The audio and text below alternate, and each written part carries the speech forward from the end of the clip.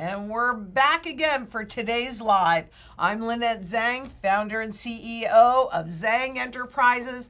And today we're going to talk about what gives me so much hope, which is the very quiet revolution that's been developing in, of all places, China. And obviously they have to do it quietly there. So make sure you give us a like and subscribe to our channel for all the other content we have for you. Let's just dive right in. Because people are starting to ask the question, are you better off? And this is something that we looked at in the US back when we were shifting into this debt-based system. Ronald Reagan, who introduced and formalized perception management. Now, China has taken perception management to an extreme level, but they're still getting pushback. Unlike his reform-era predecessors, Xi Jinping can't count on rapid gains and prosperity to underpin support for Communist Party rule. What you really need to understand is that this is how governments and central bankers work. When they want to push you into a new system, they've used inflation and prosperity, making you feel richer to get you to accept the new system.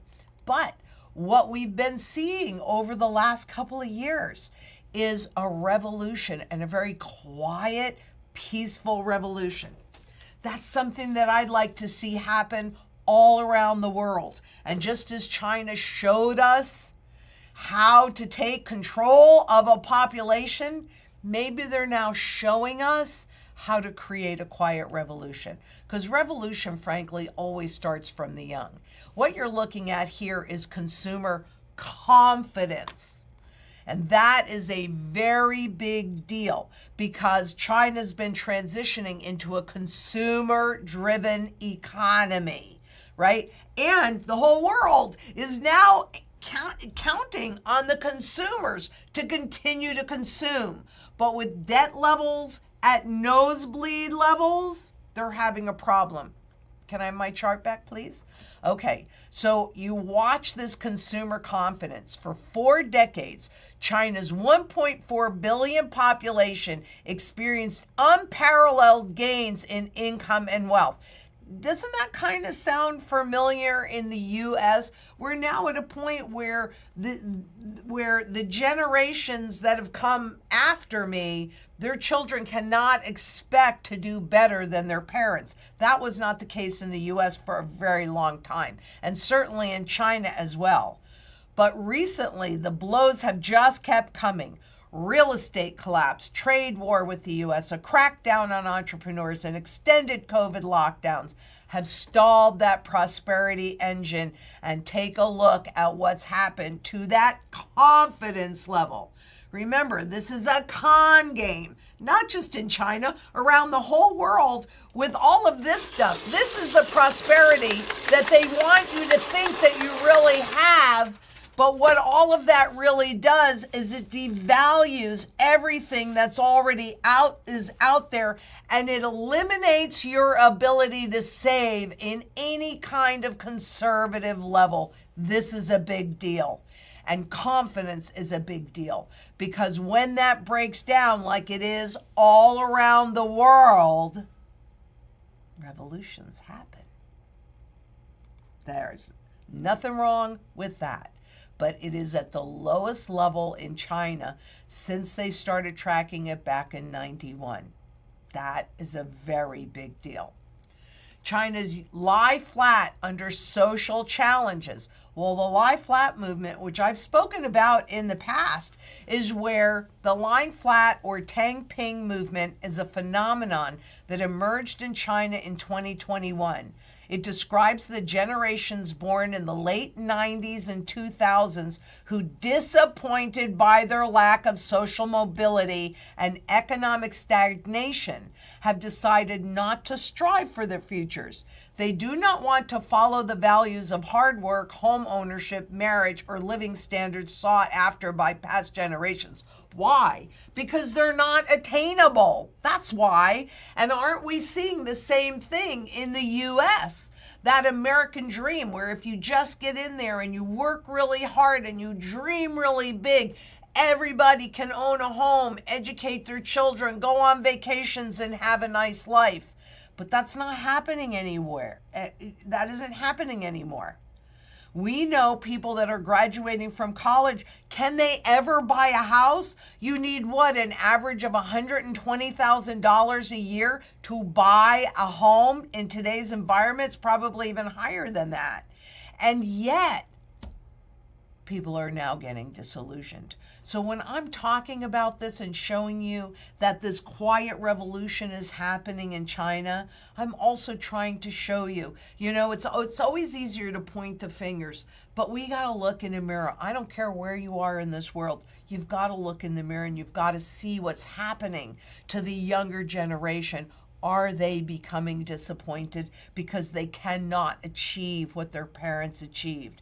This is the first generation, this 90s and 2000s, where the standard of living for their children is expected to be lower than it is for their parents. And what's the answer to that? China's Gen Z gold rush. Now, I've shown you before and just recently where people in China are rushing to buy the physical gold and physical silver as well. But Gen Z, those born between the mid-1990s and early 2010s, are turning to small gold items as a traditional safe haven asset and store of wealth because they see that if they save in the yuan, it goes away, it disappears. It's hard for young people to save money, and that by buying gold, the money is still with you in a different way.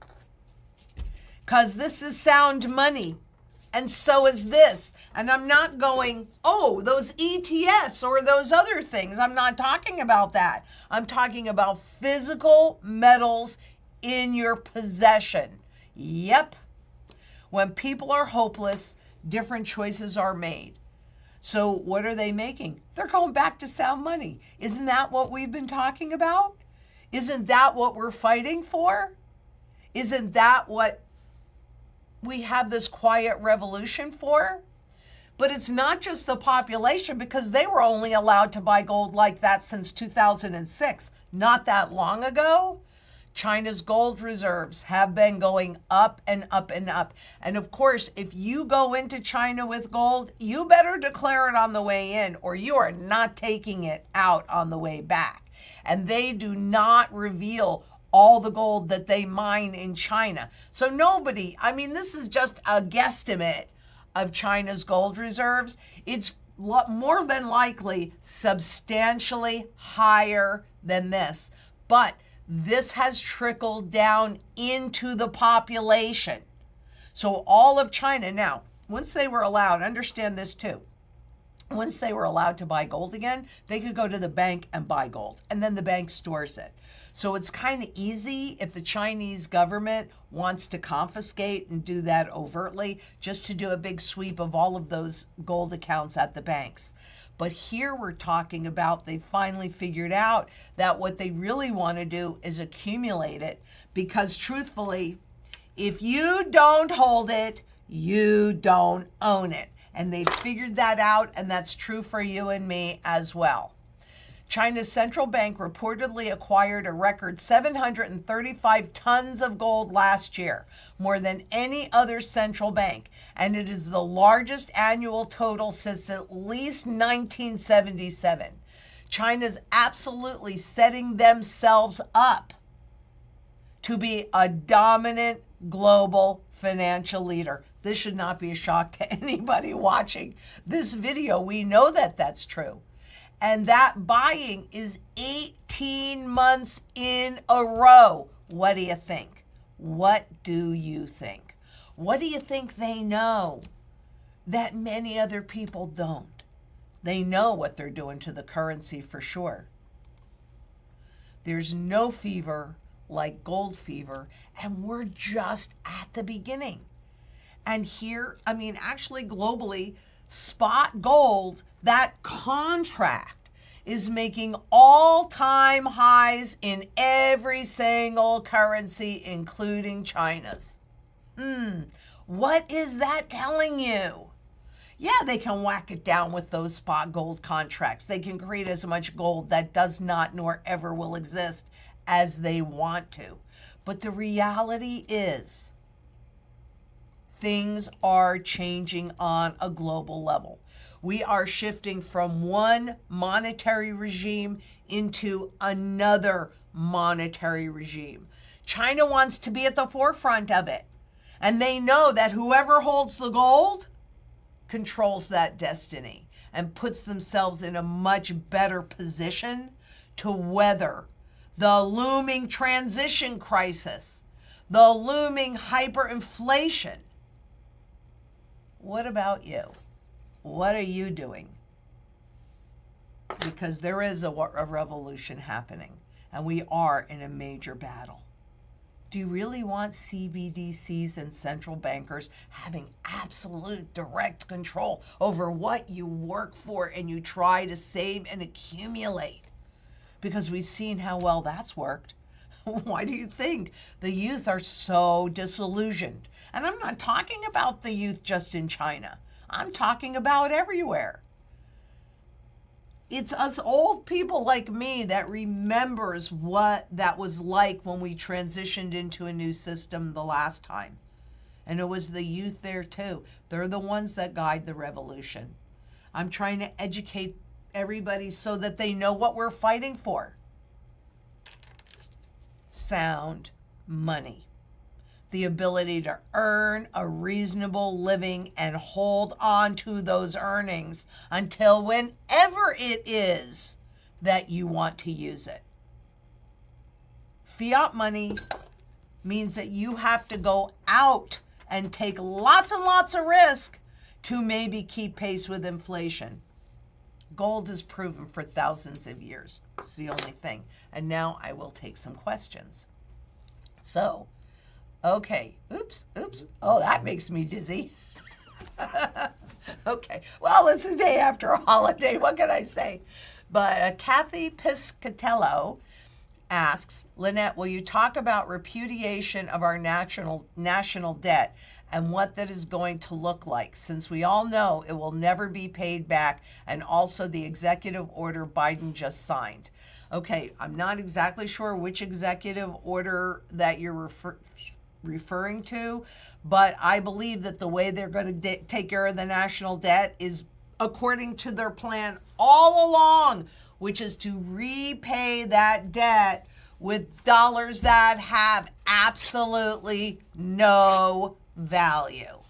That's part of the strategy, to be honest with you, you and I can utilize as well to take care of any fixed rate debt. But what it's going to look like is a hyperinflationary depression. And even though they don't really talk about 1933 and 29 in that area being a hyperinflationary depression, it really was, because they revalued gold from $20 an ounce to $35 an ounce. And they devalued, that enabled them to devalue the currency. That's why when I use those purchasing power charts, you can see it. Now, I will talk about the Biden executive order that was recently signed on the marijuana laws, because that's part of what gives me a tremendous amount of hope if we can get enough states to legalize gold and silver as legal tender. So Kathy, if there's another thing, just put it in there. And if I'm not aware of it, I'll take a look at it and we can talk about it. But the fact that the states, the federal government were maintaining their stance, but more and more states were legalizing that. And so what recently happened was that the federal government shifted it from, I can't remember whether the tier 1 is the safest, to a tier 3 where it was being unsafe. But the point is that they're changing because they felt enough pressure from the states. When I heard that, I was like, all right, we've got a shot, but we have to work toward, I think really the state level, a grassroots movement for sound money. And Warwick Avenue asks, when go to exchange gold to pay off our mortgage, how long does that fiat have to sit in our account at the bank? It doesn't have to sit any time at all. Not at all. So what you're going to do, and I'll tell you when I do it for me, that's the only reason why I have a mortgage right now is because I want to do that, right? So what you're going to do is you're going to convert and you're going to pay for it right then and there. Now, typically, on average, there's like a 9-month window, but I can't tell you for sure. That's not written in stone. And I'm going to be paying it off at the first overnight revaluation, even though on average there's 3. There can be more, there can be less. I don't know. But what I do know is that we'll have that window and you're going to take advantage of that window. It doesn't have to sit in your account at all because it's not like you're trying to qualify for a loan, which is typically when you have to age some savings. And I know because I loaned some money and they had to age it for a certain, I think 3 months or something like that. But that's not, you're not going for a loan. You are paying a loan off. You are selling assets that you already own. And quite honestly, that is how I bought this house. Not outright, but the down payment, I used gold. So we'll talk more about that in another video coming up pretty soon. And let's see, low blood pressure. Owning gold gives you a nice low blood pressure because you know you are covered. Hi, Lynette.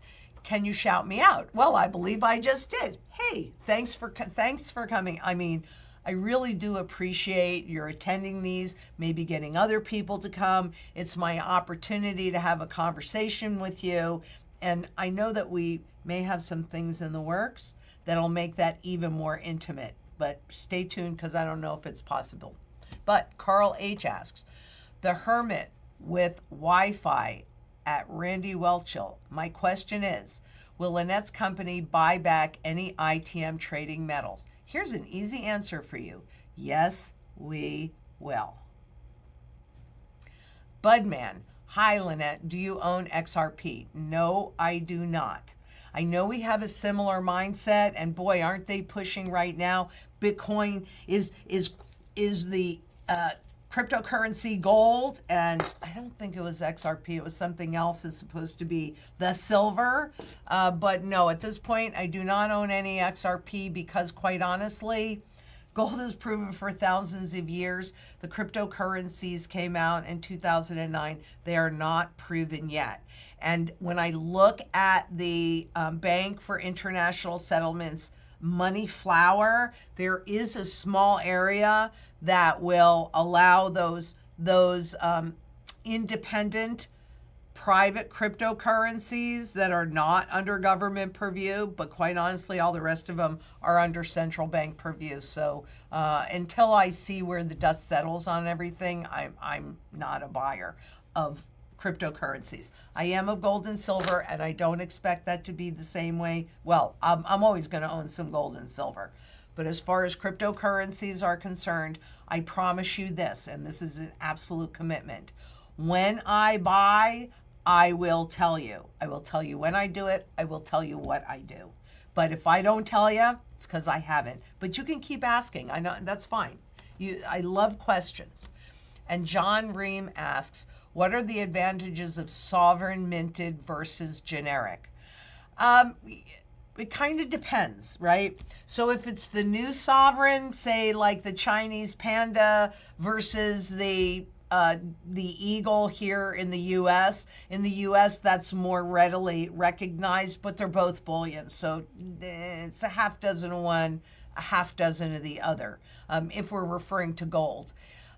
However, in the pre-33s, okay, or the pre-1948s, in the early 60s, President Kennedy wanted to import a whole bunch of gold. Okay, yeah. So this happens to be my French rooster. I like the size of it, pre-48. It usually has, it's usually a bit less expensive. This is the kind of stuff that I really like for property taxes and things like that.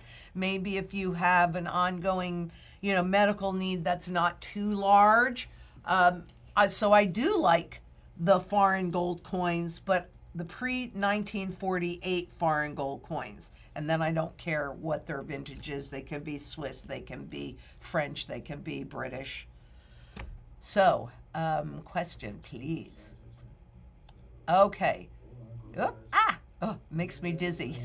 Scrolling back and forth. Okay. Let's see. What's the difference between the PRC taking gold from its people and Costco running a report of those buying precious metals from them and telling the government to allow them to do so? Well, quite honestly, I don't know for a fact that Costco is running any of those reports, because at this point, and I haven't heard different, the purchase of any gold is non-reportable.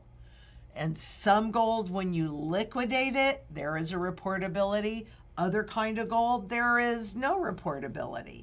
So I'm not really sure that Costco is running a report. Plus, they also work with third-party vendors. So I think it's more of a line item for them. I don't think they want to get into the reportability of it. But understand that if you're looking at bullion, historically, that has been in the U.S. as well as happening in many other places right now, gold has been confiscated. And they might use different names to talk about confiscation because they don't want you to understand that that's really what is happening. That's why this is the kind of gold that I buy. This is the kind of gold that I buy. It is in a completely different classification. You want to know what that classification is? Real easy. Go to the IRS, see what kind of gold you can hold in your IRA. If you can hold it in your IRA, I'm not a buyer. I want that collectible classification because I believe that it gives me a layer of protection that straight bullion does not. And I am going to be doing here real quickly all the different kinds of ways that you can buy gold and how that works. So you might want to take a look at that.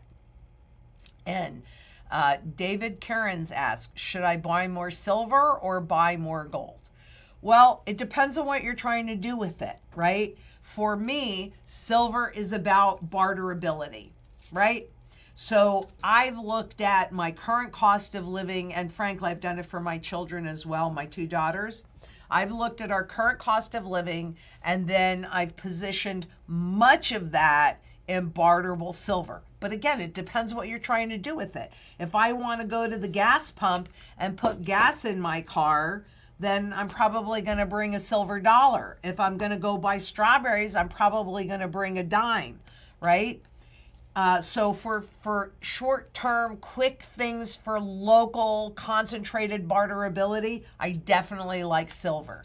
And in our strategy, we have that all broken down. So you actually even know in your barterable portfolio, I mean, I have, like I said, property taxes, not a big chronic illness. This I would use for a larger chronic illness because you want to make sure that you get the care that you need.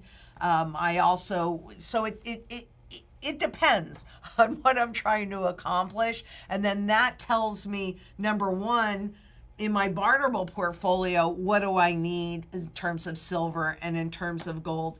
And then in the rest of my portfolio, then this is the only kind of gold that I buy is the slabbed pre-33 that's graded. This one happens to be Mint State 63. Mint State means never been in circulation.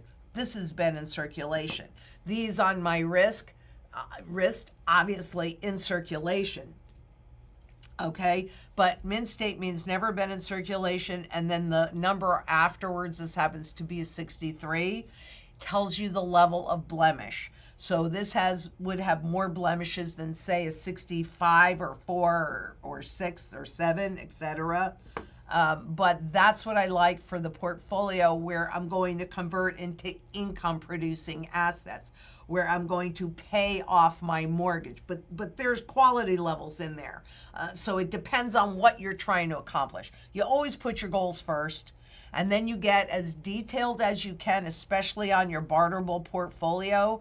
You really want to know, well, do I want this more for buying strawberries, or do I need it to make sure that I can pay my property taxes? Because the difference between the two is how much silver you're going to have to hold versus gold. Remember, there was a point when these were equal.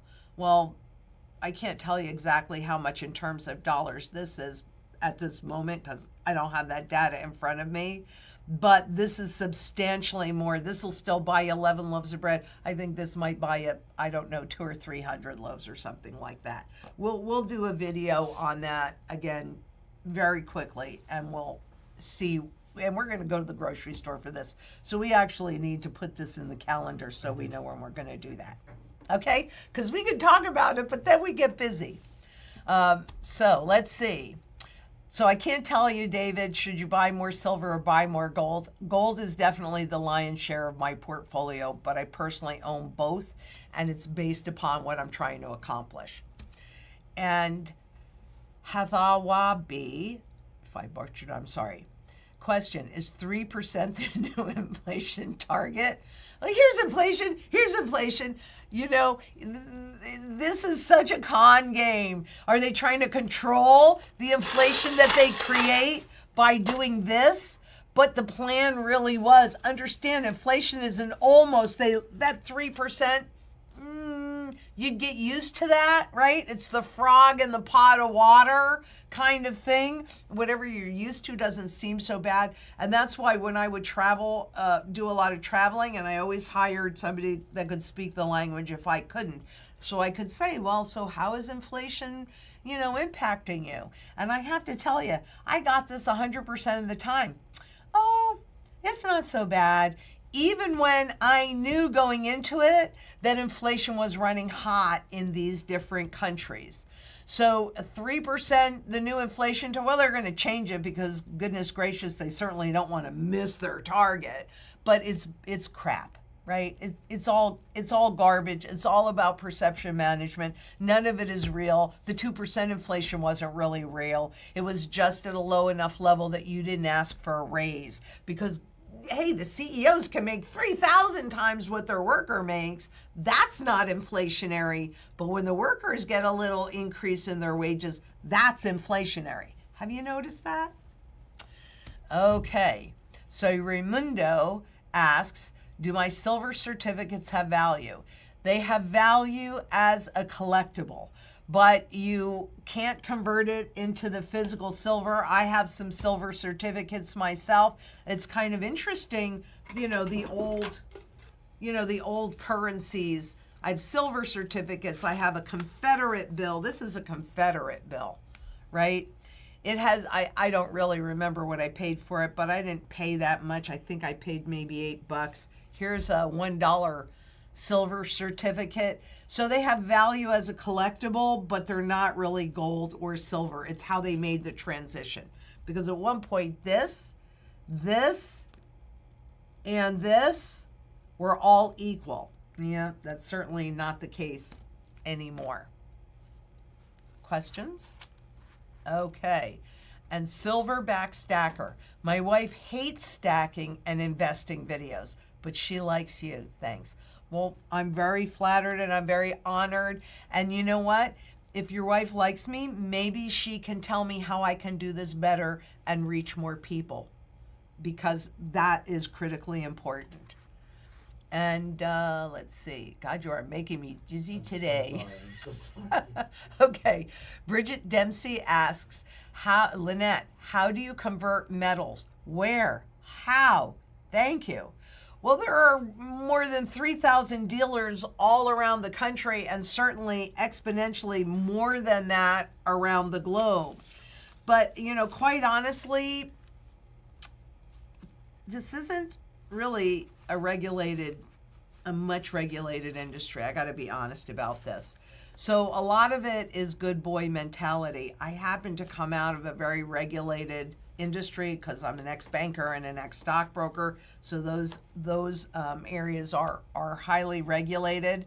But it's very easy to convert metals. There is always a buyer. Maybe they give you less, maybe they give you more. This is important while you work with a reputable dealer that has that wholesaler, because if you haven't bought the coin from them, they're going to look to buy it as cheaply as possible. If you walk into a pawn shop or a jewelry store or a refiner or not such a legitimate dealer. So while there are lots and lots of places for you to sell your gold, it's extraordinarily important for you to create a relationship with a reputable dealer that has those wholesalers in their stable, so that you're always in at the market and you're also always out at the market. And we do have that. So remember, I love this telephone number, 833-GLD-ZANG, and I don't know where you are, but we'll see if we can help you out. But there are lots of places. You just have to make sure that they're reputable.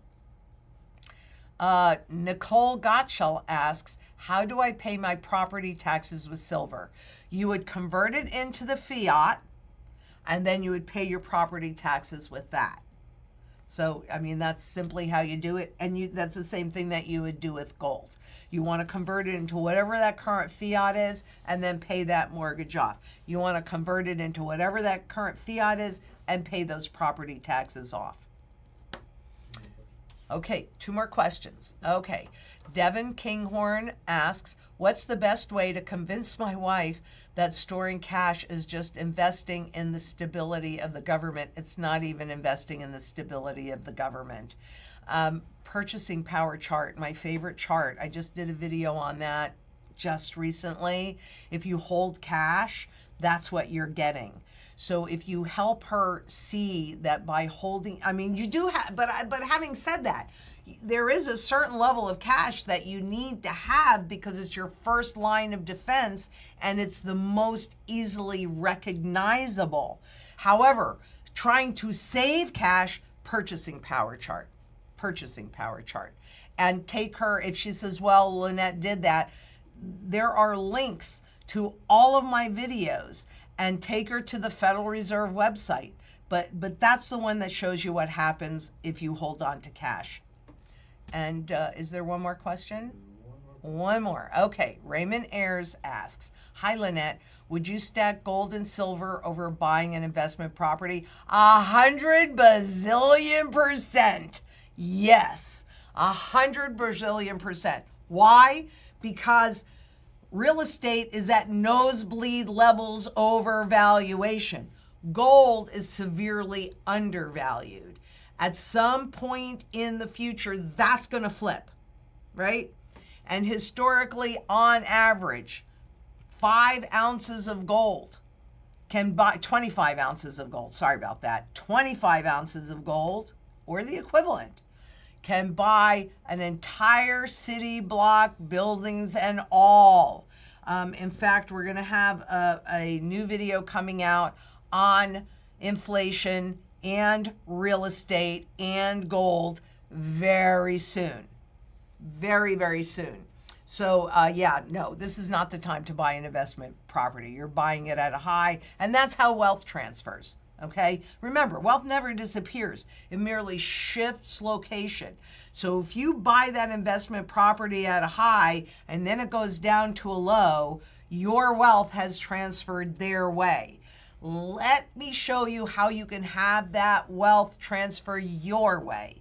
Because quite honestly, you always, you do whatever you want, but I always want to have the lion's share of my wealth in an undervalued asset that is in a long-term positive trend, and the least of my wealth in an overvalued asset that is in a long-term negative trend.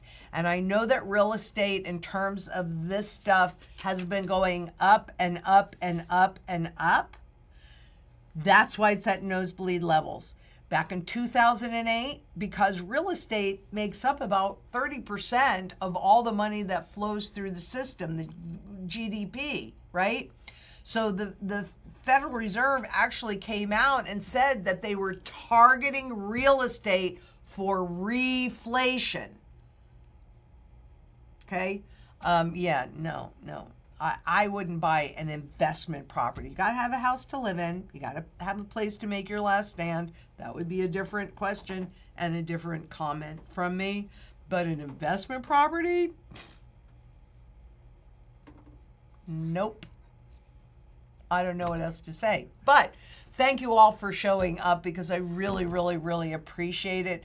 I hope that you found value in this. I do need to let you know that I am taking a much needed family vacation next week. So there'll be a video same time, and you're going to be able to leave questions, which then I can come back and answer.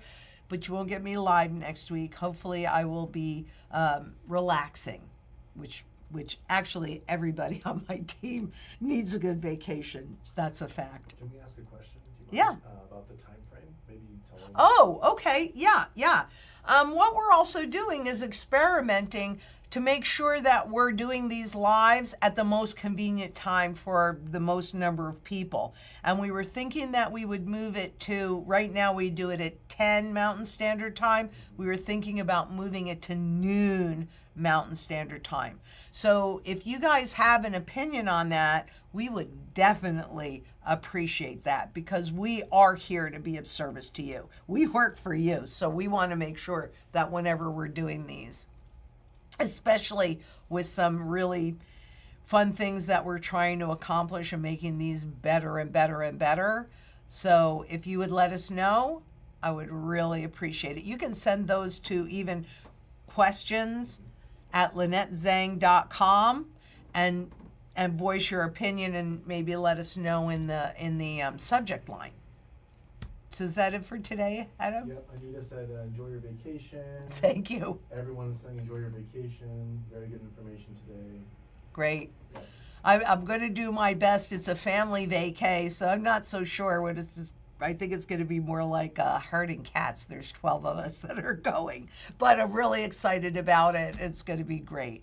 And so until next we meet, I definitely do know that together we can make a big difference, a positive difference in this world. Let's have a nice, quiet, peaceful revolution. All you got to do is position your fiat into this. And until next we meet, please be safe out there. Bye-bye.